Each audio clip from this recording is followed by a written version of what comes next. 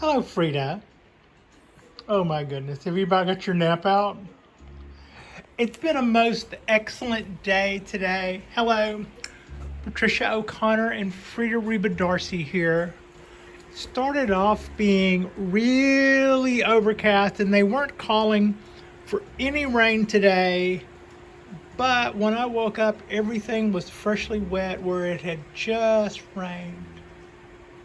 You could just tell it had just rained. So I gave things a little while to settle in, and then I went back and watered the trees.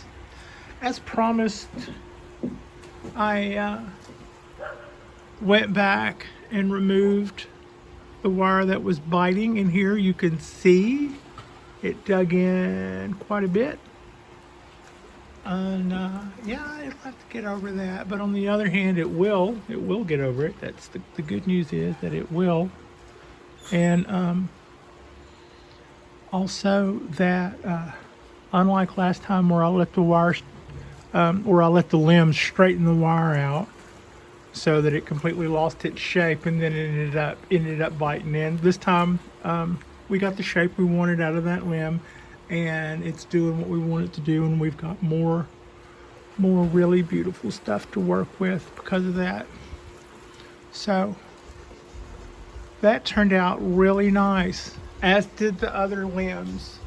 If you guys remember, I was sweating this out just a little while back, and this is starting to bite in a little. This is starting to bite in a little. This is starting to bite in a little.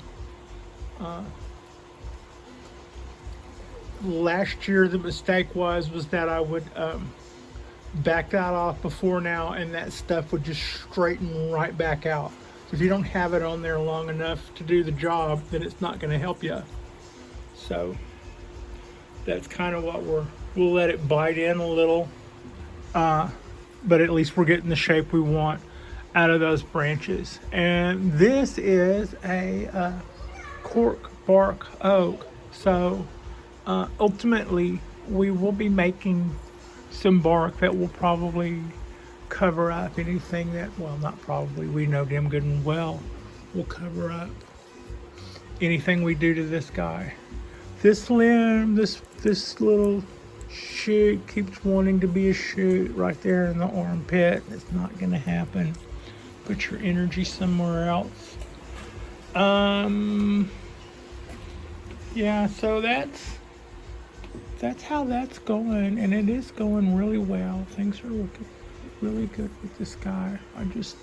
All that bark is just really heavy and thick, and this tree is also really heavy and solid and, blocky. It's not really that dainty. And I think at some point I'll probably mount that guy like about that or something. Sometime in the future it's going to get a repot and a restyle, and I'm trying to think about that now in the way that I'm working the branches, but I'm not worried about them being flat when it gets tilted, if you know what I mean. Or I would have them like tilted like this, that way when I tilt the tree up they'd be flat. I'm not worried about that right now. Plenty of time for that. That can be the third area or whatever, right? I think, anyway. So the last couple of weeks I've been brushing up on my learning about ponderosas, and there's not so much to learn. I mean, there's a lot to learn. It's what you basically learn is not to do a lot of the things that you thought you were going to be doing. And what you learn is why you're not going to be doing those, why you let the energy go the way it does, and why you won't dekindle this the way you would a black pine, and what you can do about needle length. However, with the needle length, that's one of the drawbacks a lot of time to ponderosas. You see people with a tree that's a foot or two tall, and they are working their bonsai practices and magic to try to reduce that needle length, I thought about that going in. Whenever I looked at this like a girlfriend would look at a boyfriend, I guess. I kind of looked at this and went, can I love a tree with long needles? You know, it's kind of like, can I love a guy with blah, blah, blah, blah, blah? And the answer, I just almost tripped on my door sill. And the answer to that is absolutely yes. When I looked at that, I went, the length of this, if you ever had a problem with long needles, and I only did as a kid when I was 13 years old and into bonsai trees, because all I saw in southeast Texas growing wild was loblollies, and they looked like those 1970s lamps that had all the little strings coming off of it that lit up. What was that called? Fiber optic lamps. That's basically what a loblolly looks like coming up out of the ground. Cat whiskers coming off of a stick. And so that being my perception, I was like, my first impressions of bonsai from the local stuff was, it'll be hard to make that look like a mature, tiny little full-grown tree. But I've learned a lot since then, and I've learned to accept a lot of really cool ideas. And there's, also being a little bit more worldly causes you to see things in other places, in other ways, and trees grow to look like, different sizes and different shapes in other parts of the world. So you kind of lose some of that single-mindedness. But so even if I had a little bit of that going in, I sort of got over it over the years. And even having said that, that tree is not disproportionate with those needles. To my way of thinking, whatever that ponderosa does in the way of needles, if it ever does something where they're bigger than that, I won't feel like I will have lost. They will be proportionate with a tree that's that size. Also, I'm just madly in love with that tree. Makes it easy to learn about stuff when you're really into it, And one of the first things I learned, this was like 6 months ago when I started reading about them the very first time, was you stick your nose in there in that bark and kind of inhale. You get you get the fragrance of butterscotch, which is cool as heck. Flatten that out some. Yeah, there we go. So, Japanese black pine, looking fine. Japanese black pine just got watered a little while ago. Looking fine. Back on its tilt to drain that water and exchange that water for that air. Dry those roots out. Be happy. Other little black pine,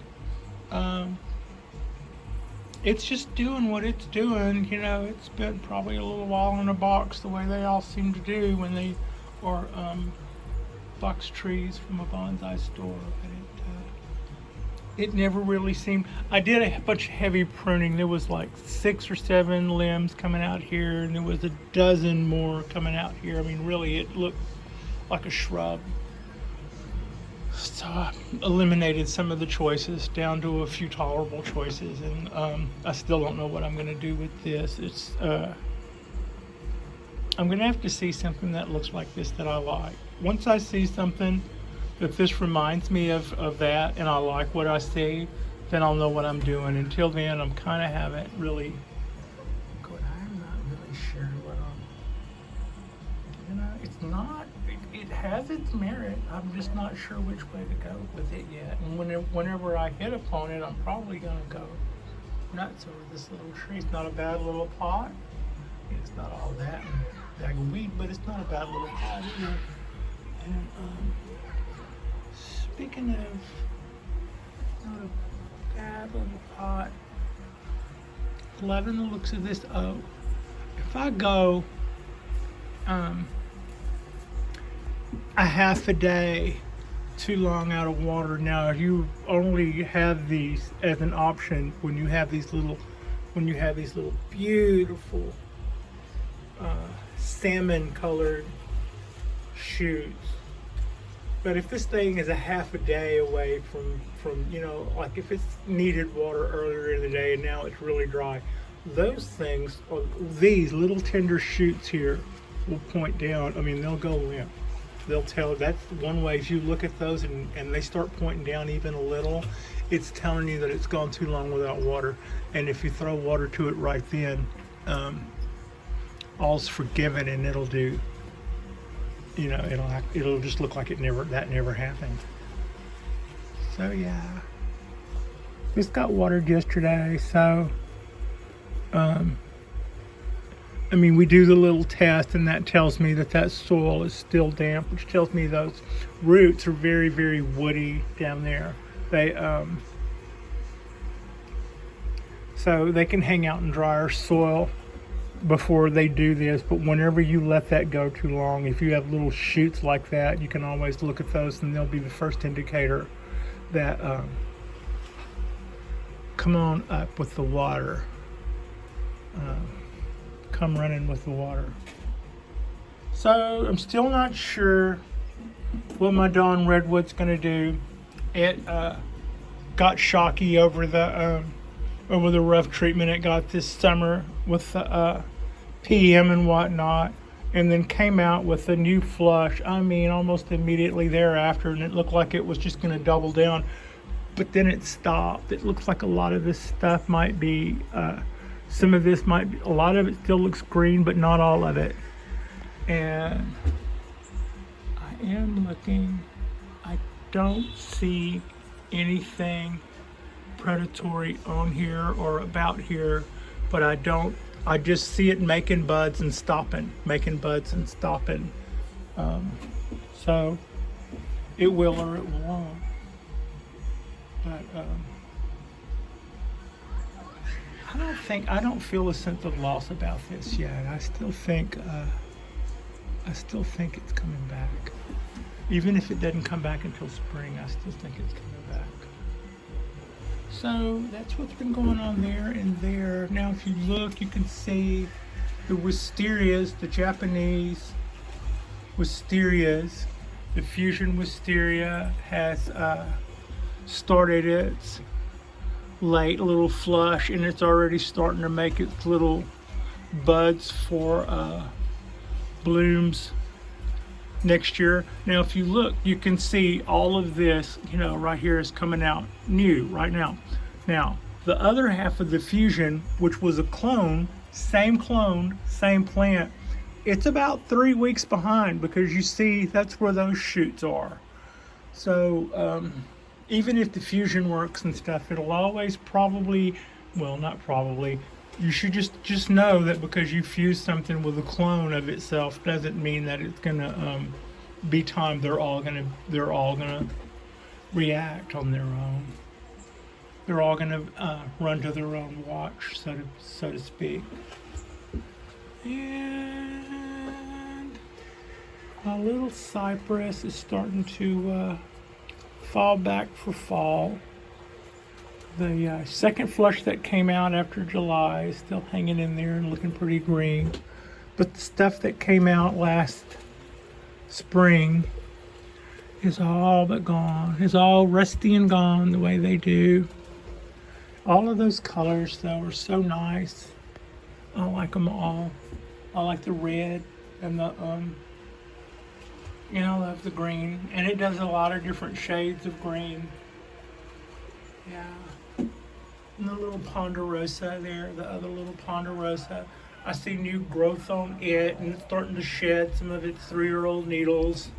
And I am happy that I'm seeing it continue with the cycle the way it's been going. So it's like, yeah, it'll be fun to take this on, but it's been a real joy so far. And I think Andrew did a superb job with that tree. I think he did a superb job with both of them. More hair on Patricia's cypress trees. So these guys get watered whether it rains, whether it doesn't rain, whether it, whatever. These guys get watered every single day. But that's a small price to pay for bald cypress. Bonsai joy, I tell you.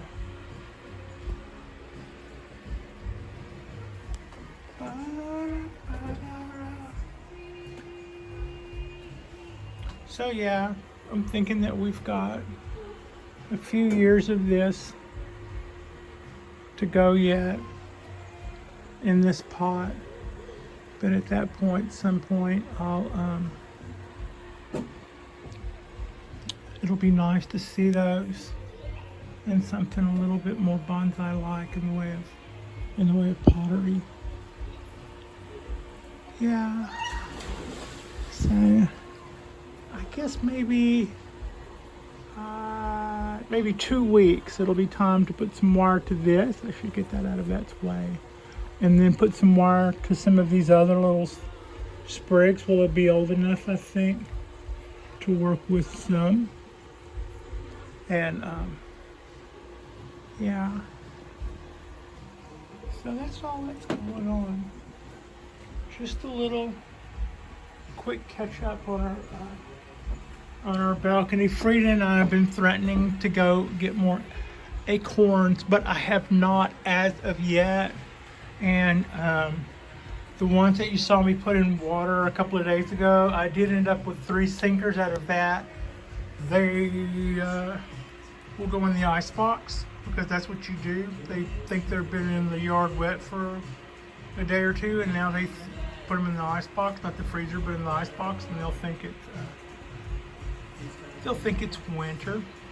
So, can you see? I don't know how well that's the same soil all across the top, but you can definitely see where the root balls dry out the soil on top faster than, you can still see the outline is what I'm trying to say of the root ball underneath the akadama.